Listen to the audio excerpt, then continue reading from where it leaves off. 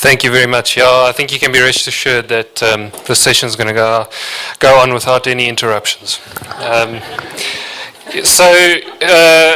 Endangered Wildlife Trust has a strategic partnership with Eskom, and our role is basically to investigate wildlife interactions with electrical infrastructure, power lines, substations, and whatnot, and we then also so we go out and we investigate these various incidents and put forward various recommendations to Eskom as to how they should mitigate against this.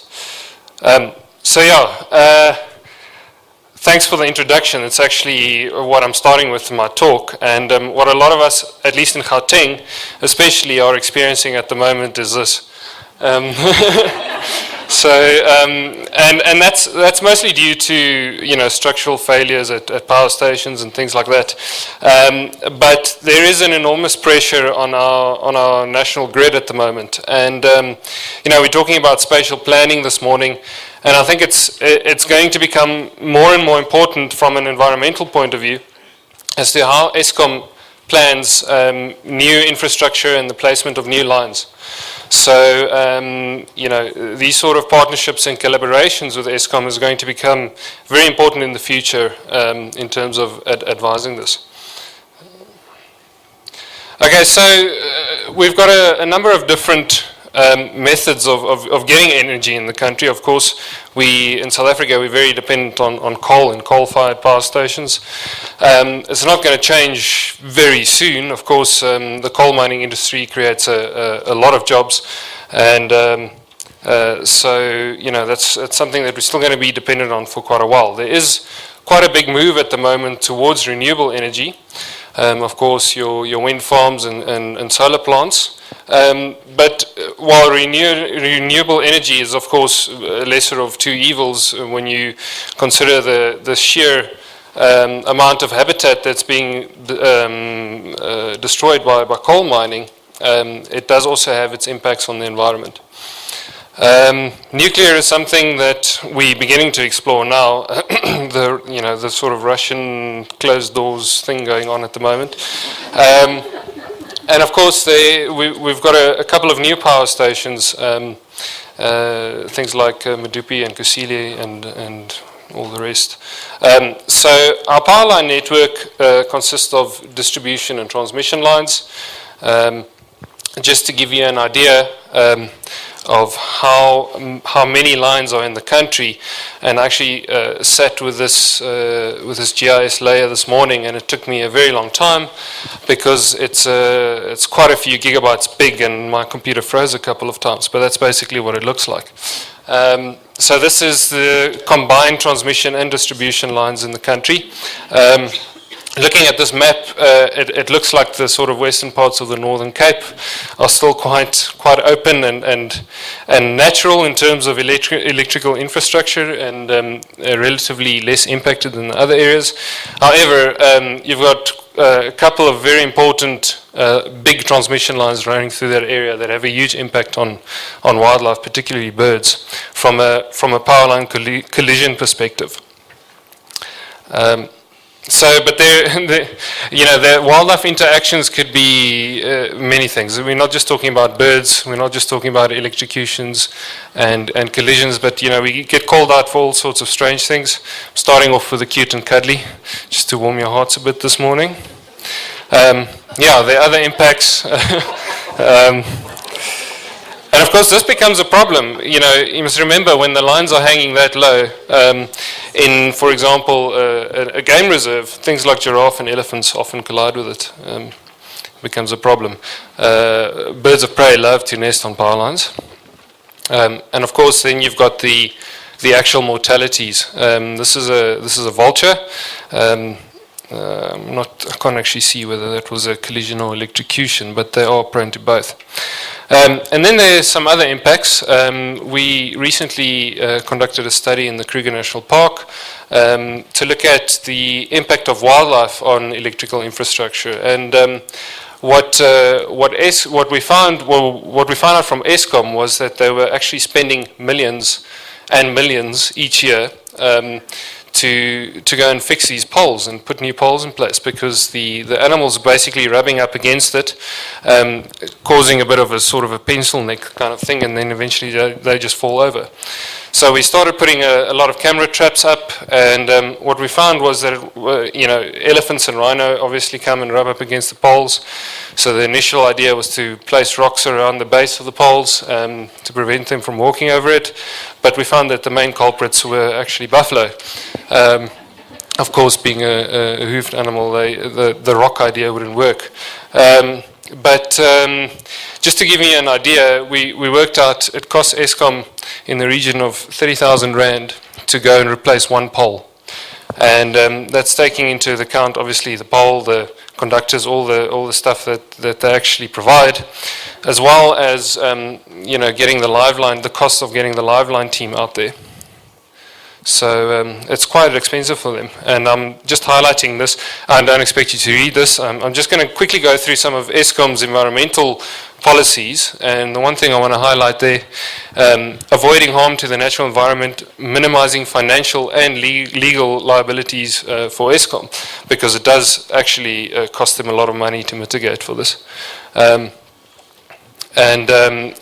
designs of power lines shall be wildlife friendly. This wasn't always the case. As you know, there are many, many kilometers of unfriendly structures in the country still remaining.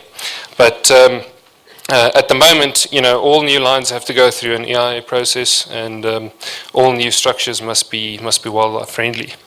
So slowly but surely, we started to get them to come to the party. And all infrastructure that has potential to impact wildlife, electrocutions and collisions must be reported, assessed, and appropriate mitigation measures must be implemented.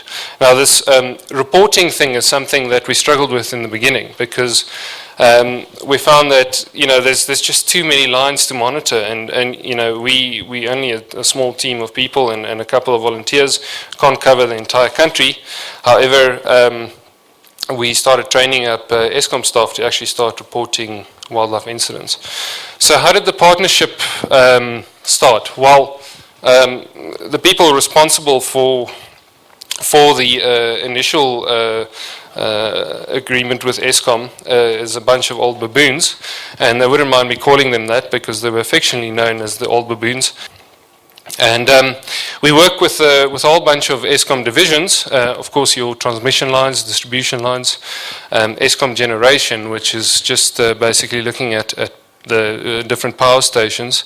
Of course, all of these power stations, or most of them, have small game farms or game reserves surrounding the power stations with animals, and we found that they were severely overstocked and had all sorts of funny things like Blesbok and Bontebok in the same place. So we're working with them to sort those sort of issues out. Renewables, obviously, sort of a new thing coming in. We've got big involvement there with the Siri wind farm, especially, and then Eskom research. They obviously provide funding for a lot of research projects, tracking, sort of satellite and GPS tracking of vultures and ground hornbills and all sorts of things that are actually impacted by power lines. And then training, as I mentioned before, has become quite a critical thing for us.